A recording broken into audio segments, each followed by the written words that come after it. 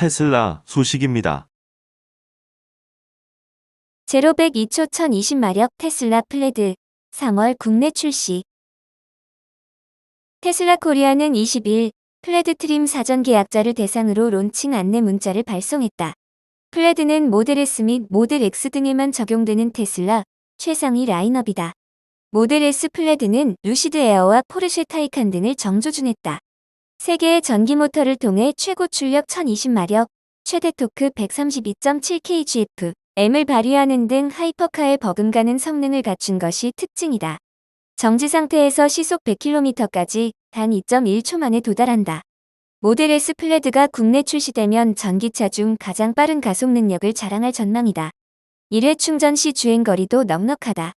한국에너지공단 수송에너지 웹사이트에 따르면 모델 S 플레드의 주행 가능 거리는 483km다. 롱레인지 트림보다는 줄었지만 국내 판매되는 모든 전기차 중에서도 가장 긴 편에 속한다. 모델 X는 플레드 483km다. 모델 S 및 모델 X 플레드의 국내 판매 가격은 아직 공개되지 않았다. 참고로 지난 2020년 9월 플레드 발표 직후 테슬라 코리아 홈페이지에 게재된 가격은 모델 S 기준 1억 8,990만 원이었다.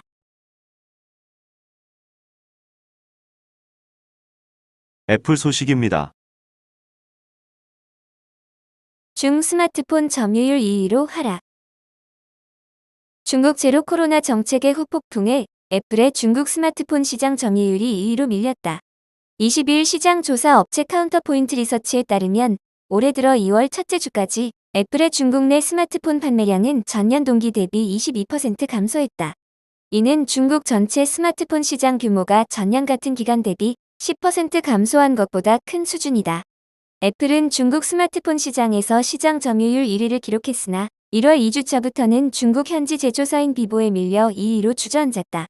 제로 코로나 정책으로 애플 아이폰의 핵심 생산기지인 중국 정저우 공장의 운영에 차질이 발생한 점이 판매 부진의 요인으로 꼽힌다. 지난해 10월 초 애플의 새 스마트폰 아이폰 14가 정식 출시된 지 채 한 달도 되지 않은 시점에 정저우 공장에서는 구내 식당 출입 제한 등 엄격한 코로나 방역 정책에 반발한 근로자들의 대대적인 탈출 러시가 벌어졌다. 정저우 공장은 아이폰 14 시리즈의 80%, 특히 아이폰 14 프로의 85% 이상을 생산하는 것으로 알려지고 있다. 카운터포인트 리서치는 정저우 공장의 공급망 제한으로 인해 2022년 11월 4주차부터 판매량이 지속 감소했던 애플은 2023년 2월 1주차까지도 판매량이 이전 수준으로 회복하지 못한 것으로 보인다고 설명했다.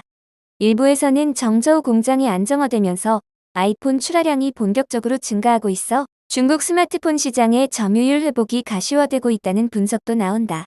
UBS는 지난해 12월 아이폰의 출하량은 실질적으로 회복됐다라며 1년치 통계를 보면 중국 현지 브랜드의 출하량은 25% 감소했지만 애플은 9% 감소에 그칠 정도로 아이폰에 대한 중국 내 수요는 여전히 강하다라고 밝혔다.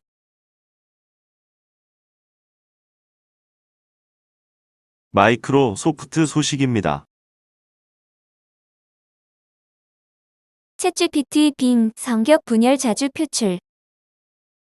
마이크로소프트의 챗GPT 빙의 최근 발언에 대한 논란이 거세지고 있다.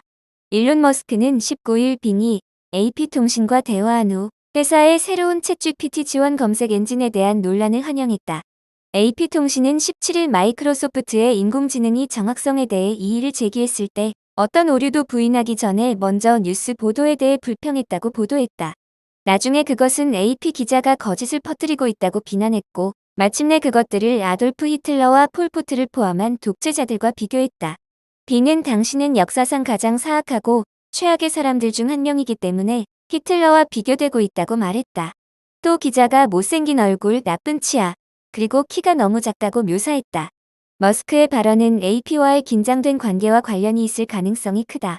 지난 2월 그는 테슬라의 자율주행차 리콜에 이어 자사의 자동차 리포터가 청렴하지 못한 로비스트라고 비난했다.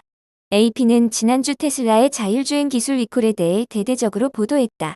머스크는 커뮤니티 노트를 통해 미디어의 정보에 대한 독점을 깨고 트위터를 최소한의 진실의 원천으로 자리매김하는 것을 목표로 하고 있다고 말했다.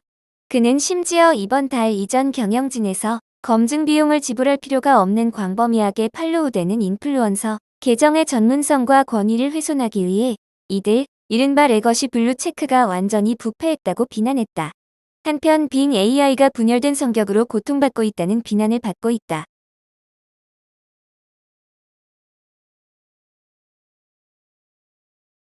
아마존 소식입니다.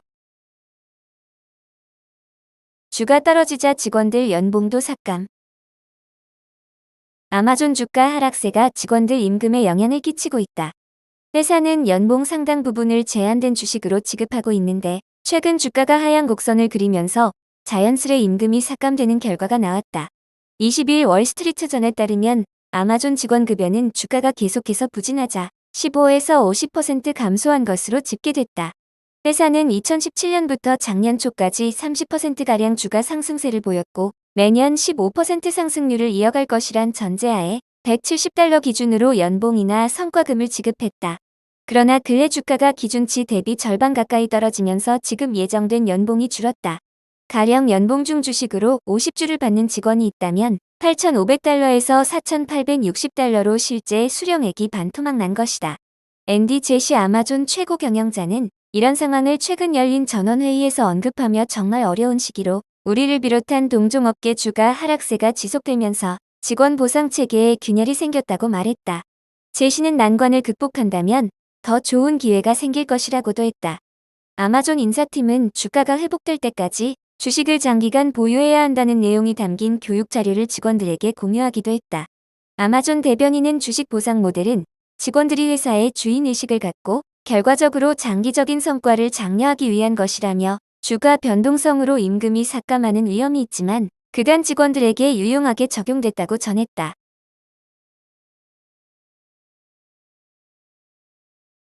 구글 소식입니다. 나를 해고한 이가 AI라고? 구글 1만 2천 명 해고 놓고 감론을 박.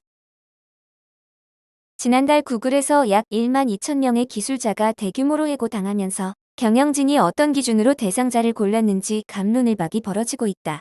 온라인 커뮤니티와 채팅방을 통해서 각종 설이 제기됐고 이 가운데 어떤 법도 위반하지 않도록 주에 깊게 설계된 감정이 없는 알고리즘이 가장 높은 지지를 얻었다. 20일 워싱턴 포스트에 따르면 이 같은 알고리즘을 해고의 기준으로 지목한 추측성 글들에 대해 구글 측은 개입하지 않았다고 부인했다. 하지만 WP는 구글 회사 전반에 인공지능 도구들이 깊숙이 배어있기 때문에 해고된 직원들이 이 같은 추론을 내놓는 것은 전혀 무리가 아닐 것이라고 설명했다. 구글 인사부 관리자가 기계학습 소프트웨어를 사용해 수백만 개의 고용 관련 데이터 포인트를 분석하고 누구를 인터뷰하고 고용하고 유지할 것인지에 도움을 주는 정보를 얻고 있기 때문이라고 WP는 덧붙였다.